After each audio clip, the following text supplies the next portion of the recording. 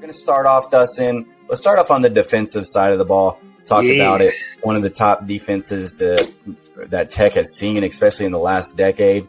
And so lots of moments that they provided us. So let's start off at number 5. Your top 5, your 5th Texas Tech Defensive Play of the Year goes to. Yeah.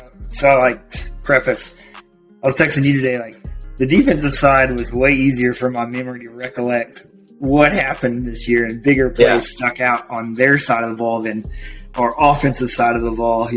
That's not typical. Texas Tech usually were the explosive offense, but this year we were the explosive defense. My number 5 this year is going to be Kosai Eldridge. Interception versus Kansas right before halftime. Yeah. And we thought, and it was at the goal line or something, and we thought it wouldn't mean anything. And then in 10 seconds, we get 2 plays down the field and get a field goal. So we turn their 3 points into our 3 points. And that's what I love to see, is taking turnovers away. And that also, it was a close game at that point right before half. So that also put us up 6. So that was a big, got the turnover, you took points away, got points. Big little flip in that game. So Kosai Eldridge gets my number 5 right there. All right, I did some kind of cheating on this because so my number 5 is the back-to-back 4th down stops against Iowa State. That's in the goal line. Yeah, that way higher. Yeah, that's my 5th. I've got 3 pretty good ones, or at least 4 pretty good ones, I think. But yeah, that's my 4th. Those back-to-back stops, or 5th. That's my 5th back-to-back stops against Iowa State on 4th down inside the 10-yard line on each one. The 2 every time. At the 2. And so able to get those stops, which was huge, especially in that game where scoring was limited. So number 4, I'll start off with my number 4, and then we'll go back to you. We're going to have a lot of overlap. Yeah. I mean, there is a handful of these plays. My number 4 is kind of in the same thing. It's the West Virginia turnover party. Where you had 4 turnovers in that game. You had 3 interceptions. You had 1 forced fumble. It was your highest turnover game of the season, and you also held West Virginia to 10 points in that game. So that I just kind of wanted to shout out because that was a really fun game defensively and your biggest turnover game of the season. So that was my number 4. On to you. Number 4 is versus Oklahoma, Rabbit with the interception in the second quarter against Dylan Gabriel.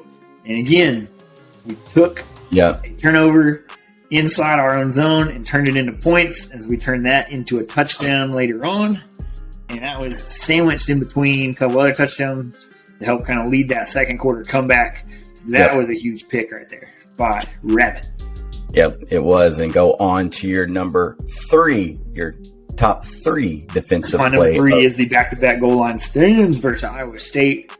That's something we haven't seen in a while. Our D-line and linebackers be able to hold their own for that many run plays inside the 2 and 3 yard line. And so that was pretty 3 awesome. Straight runs by Iowa State. I was pumped and hyped up for that.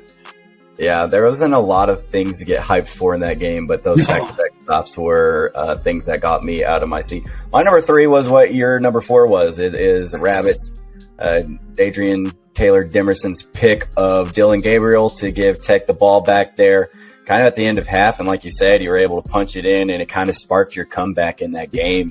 And especially on a team that, didn't create a whole lot of turnovers, that was a huge one and really kind of flipped the script in that game.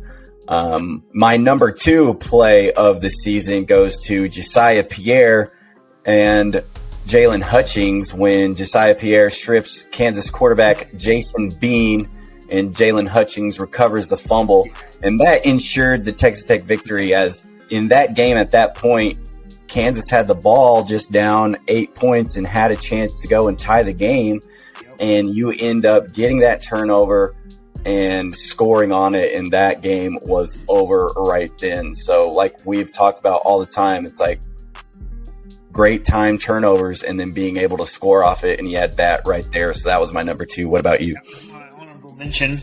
My number 2 is going back to the Oklahoma game. The knockout hit on All right, yeah. quarterback, but at the time, wide receiver Dylan Gabriel in overtime by Reggie Pearson. They tried to get cute and run a little throwback to their quarterback, and they got it at a price. Yeah.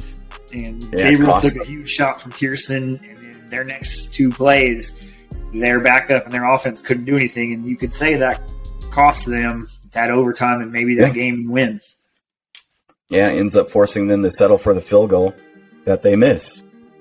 You go on and win. All right, Dustin, so your number one defensive play, I think I know where it's going to be our number one. I think it's going to be both of ours here. Yeah. It is the Bijan fumble in overtime. Yep. First play of overtime, Texas just, we're going to hand it off to the best running back of the year. He just won Doak Walker earlier today. And Kershawn Merriweather had other ideas. Plays a big hit, gets it out. He's a guy that doesn't fumble that much. And Texas game in overtime was over right there. Yeah.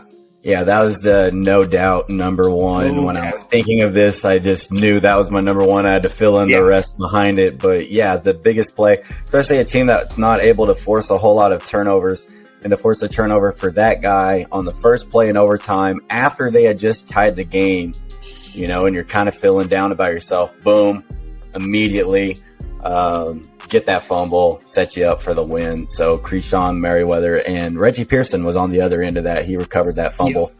So shout out to those guys for the number one defensive play of the year. Tailgate Talk certified and approved on that play. Anything that helps us beat Texas is probably going to be at the top. I figure we'll be revisiting that game a lot.